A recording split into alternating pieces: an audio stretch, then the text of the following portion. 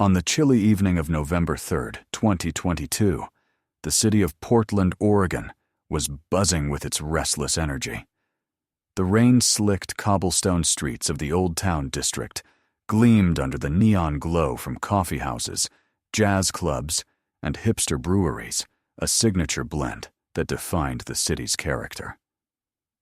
Street musicians staked their usual spots at Pioneer Courthouse Square, strumming folk songs as mist danced in the lamplight. For most, it was an unremarkable Thursday night. But for Lila Bennett, it would be the last evening she would be seen free. Lila, a vibrant 24-year-old graduate student at Portland State University, had settled into a modest apartment on the edges of the stylish Pearl District just 2 months prior. Her friends knew her as a careful but curious soul, a lover of urban adventures and forest hikes alike. Lila deftly balanced her demanding cognitive neuroscience studies with unpredictable escapades into Mount Hood's wilderness over the weekends. On that fateful Thursday, Lila met 2 friends for dinner at a wildly popular eatery called the Rustic Sparrow, nestled among the rows of converted warehouses downtown. Waitstaff recalled her laughter, her effortless charm, the way she lingered over a mug of mulled wine long after her plate was cleared. Later, security cameras caught her image, a tall young woman with curly dark hair tucked messily under a knit beret, wearing an olive raincoat over a floral dress. She waved goodbye at 9:22 p.m., disappearing into the drizzle with her friends, parting ways at the curb. From that moment, Lila's trail grew perplexing. Her phone records, seized by police shortly after her disappearance, showed a brief text to her roommate at 9:40. Heading back soon, exhausted, might crash early. The apartment was a quick ride from downtown. Curiously, Lila's own car, a blue 2012 Subaru Outback, never moved from outside the Rustic Sparrow that night. Multiple witnesses later remembered her mentioning she'd grab a rideshare, a decision that would become a haunting linchpin in the investigation. At 10:08 p.m., Lila's cell connected to a tower near the Riverfront Industrial District, an area peppered with art studios, derelict factories, and quiet loading docks. Locals described it as both vibrant and unpredictable. Art exhibitions and dim graffiti-stained alleyways existed side by side. That brief signal was the last her phone would ever send. When Lila didn't return home, her roommate, accustomed to her spontaneous sleepovers, thought nothing of it. But when she failed to show up for her Friday morning lab session, a rarity given her meticulousness, friends immediately started calling and texting. By midday, Lila's phone was still off, her previously lively social media silent. No snapshots from a trail, a cafe, or anywhere at all. That evening, November 4th, Lila's parents, Mason and Sandra Bennett, drove up the I-5 from Eugene after those frantic calls. By 8 p.m., they had filed a missing person report at the Central Precinct. Detective Henry August, a seasoned Portland investigator known for his relentless attention to detail and intuition, was assigned the case. Standard procedure at first. Lila was an adult, and young people vanished temporarily more often than most imagined, but the facts troubled him. No history of running away, no instability, no secret grudges or financial stresses. Lila's bank card had sat unused since Thursday night. Her final message carried a simple intention to go home. And then, that puzzling gap between leaving the restaurant and her phone silently blinking off a mile away.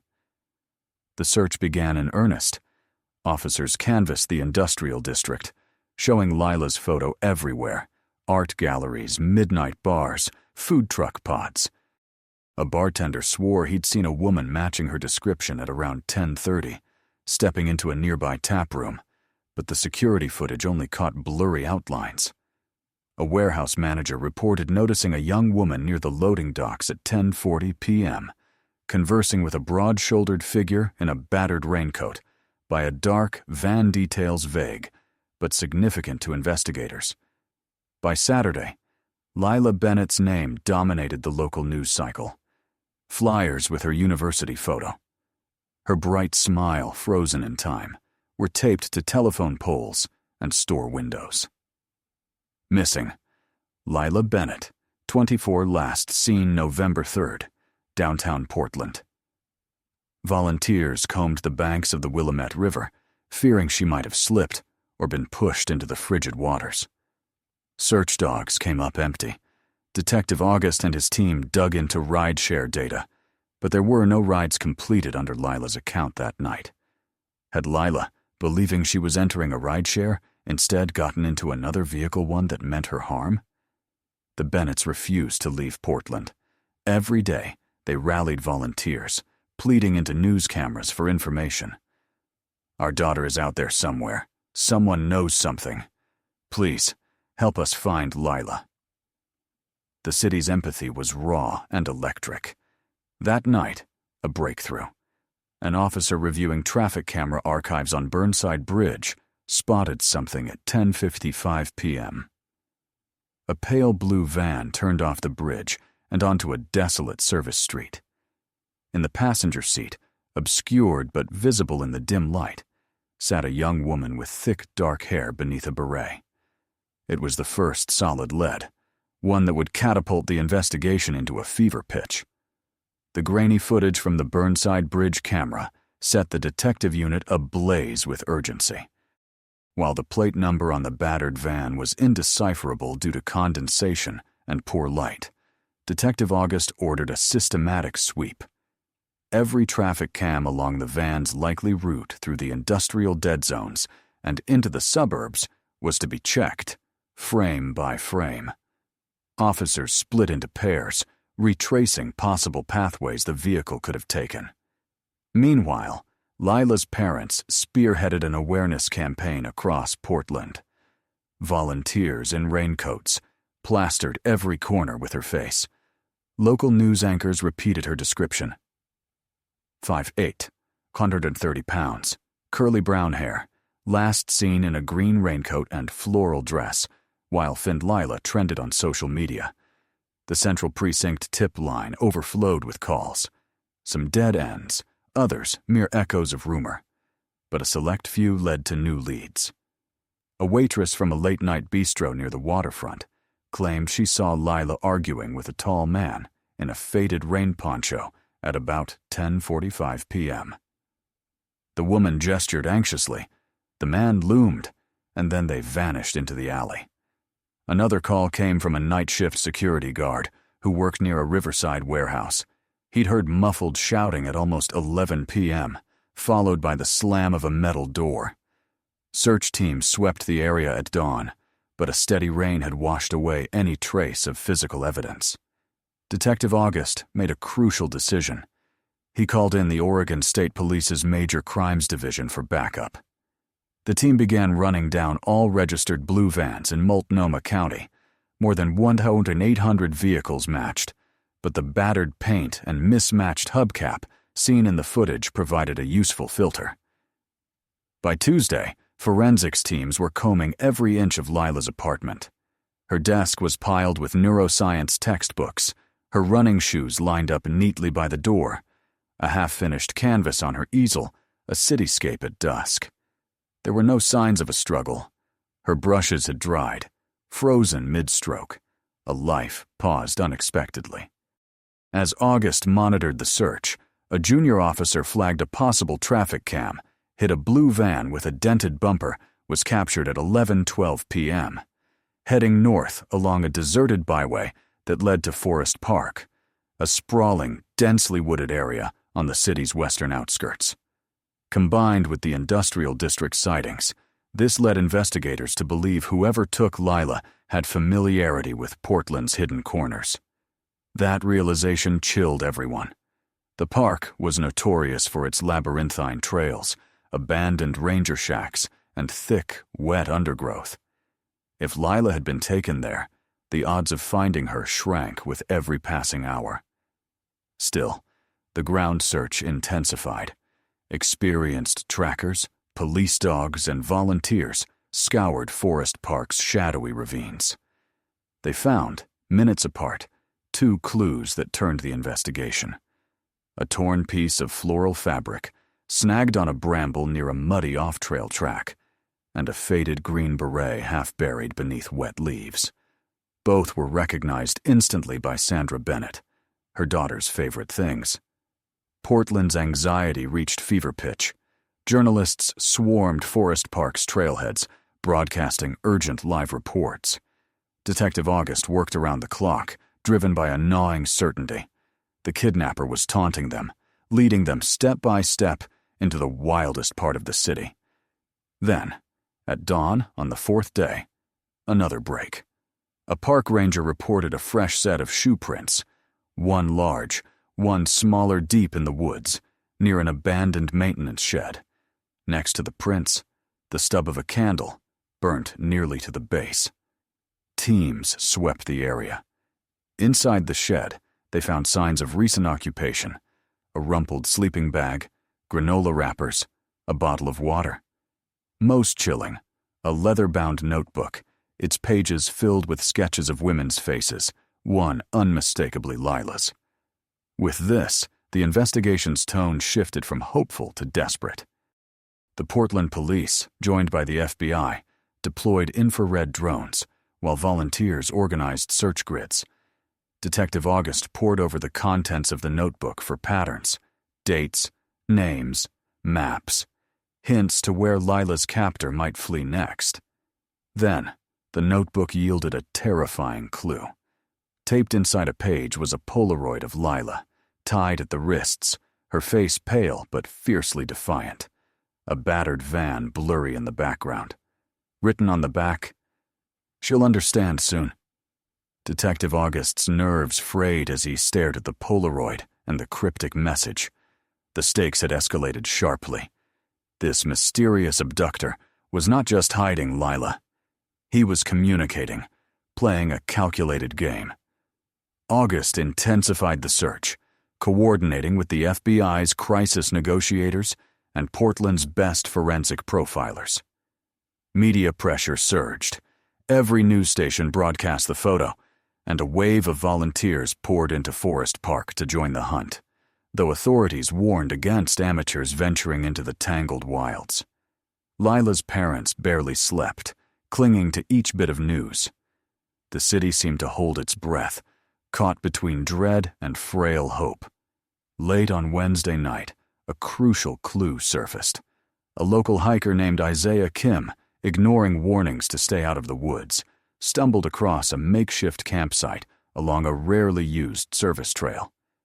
There, beneath an old tarp, he found more granola wrappers, 2 empty water bottles, and a distinctive leather bracelet, engraved with Lila's initials. Isaiah instantly called 911 and stayed on the line until officers arrived. Forensics confirmed that Lila had been at the site less than 12 hours before. The campsite's edges had tracks leading deeper into a thicket, notorious for its old, abandoned mining tunnels, dark, winding places known only to the most adventurous locals. Quickly, Detective August coordinated a tactical sweep with search dogs and a specialized rescue team equipped for underground operations. Inside the tunnels, the air was damp, thick with echoes. Officers moved cautiously by flashlight, following the dogs' urgent whines. Near one collapsed shaft, they found another sign. Lila's ruined phone, battered and powerless, but its case contained a folded piece of paper. On it, hastily scribbled, "He's not who he pretends. Please hurry." The message fueled the rescue teams with new urgency. They pressed deeper, navigating treacherous ground and side passages that branched off into darkness. Above ground, search commanders coordinated infrared drone sweeps, and another clue emerged. A faint heat signature was detected near a partly caved-in entrance on the far side of the park. Converging on the source, the tactical team prepared for confrontation. As dawn threatened the horizon, officers quietly surrounded the clearing. Through binoculars, Detective August saw the battered blue van parked beneath a half-fallen tree. Nearby, a figure paced restlessly. A man, tall, broad-shouldered, clad in a ripped rain poncho, casting anxious glances at the tree line.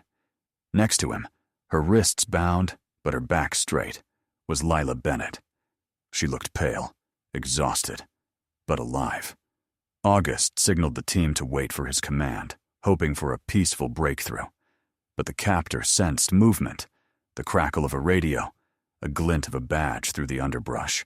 He spun around, dragging Lila toward the van, brandishing a rusted hunting knife. "Stay back!" he screamed, his desperate voice echoing off the wet stones. "Nobody comes closer, or she's gone!" A tense standoff followed. Through a megaphone, August spoke slowly and clearly. "We know you don't want this to end badly. You can still walk away alive. Let her go." For several agonizing minutes, the abductor's resolve wavered as officers pleaded, promising a safe resolution, urging him to look at Lila, to realize the futility of more violence. The critical moment arrived when Lila herself, her voice trembling but bold, spoke. "I know you're scared," she called out, "but hurting me won't change anything. You said you wanted to be seen. I see you. You can be better." For a heartbeat, the captor hesitated. His face, wild and lost, flickered with uncertainty. That instant was enough.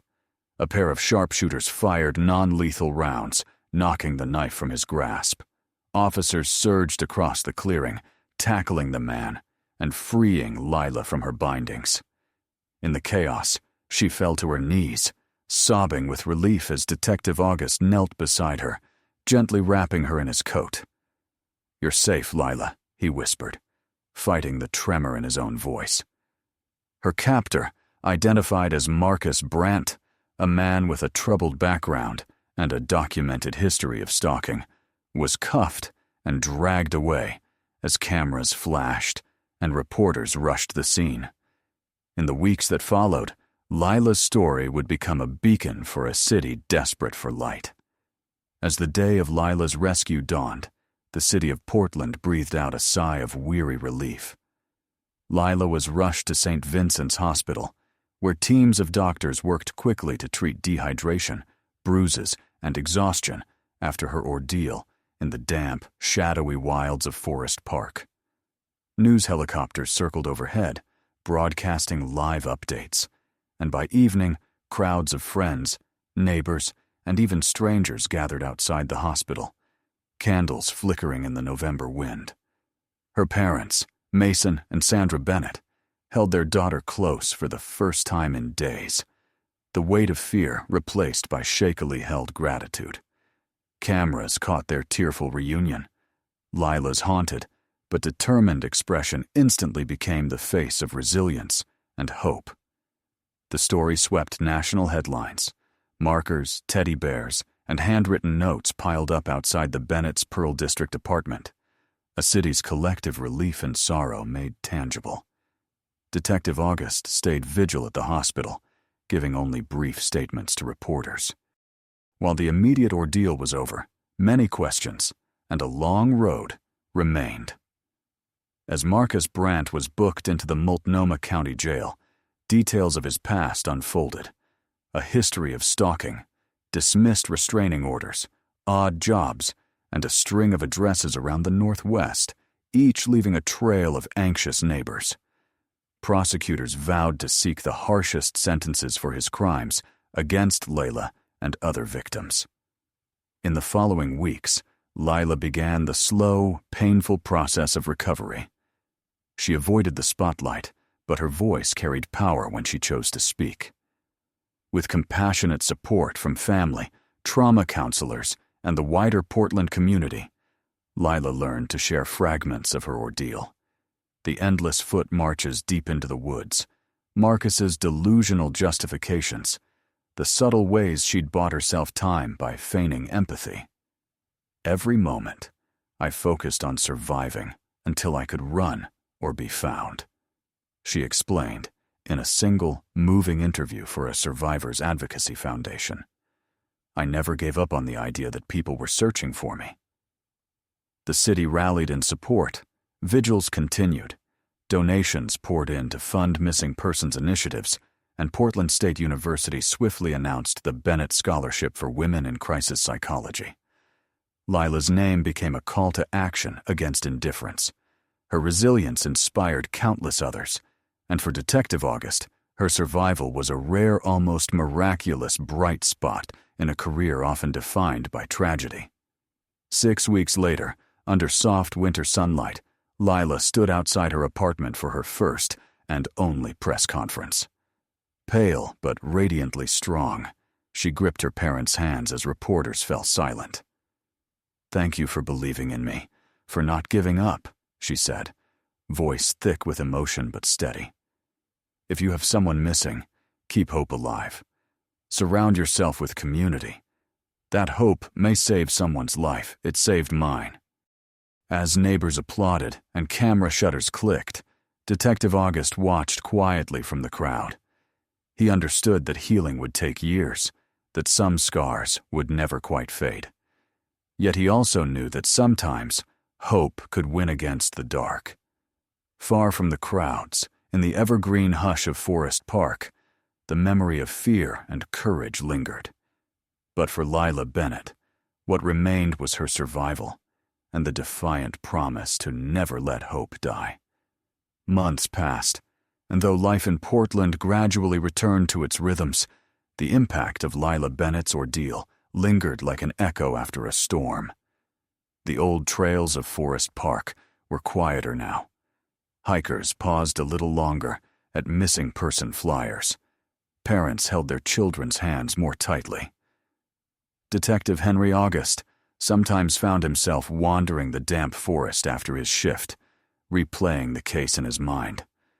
So many stories like Lila's ended in tragedy, but this time, resilience and community had prevailed. He wondered if, in some strange way, the city had rediscovered its own compassion through the darkness. For Lila, recovery was not about returning to the way things had been, but about shaping something new from the fragments left behind.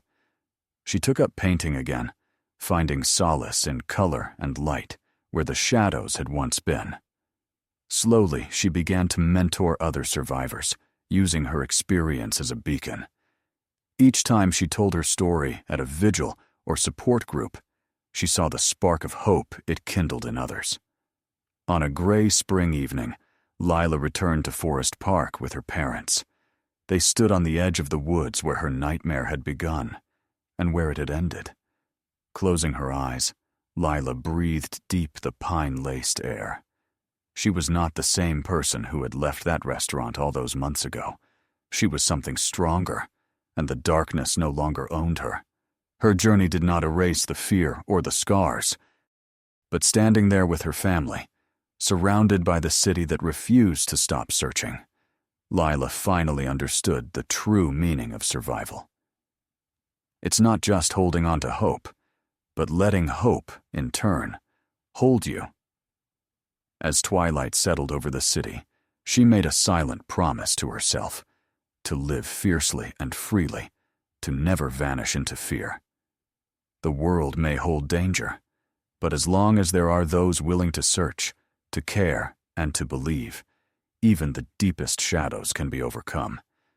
And in Portland, they would always remember, sometimes, hope is all it takes to bring the lost home.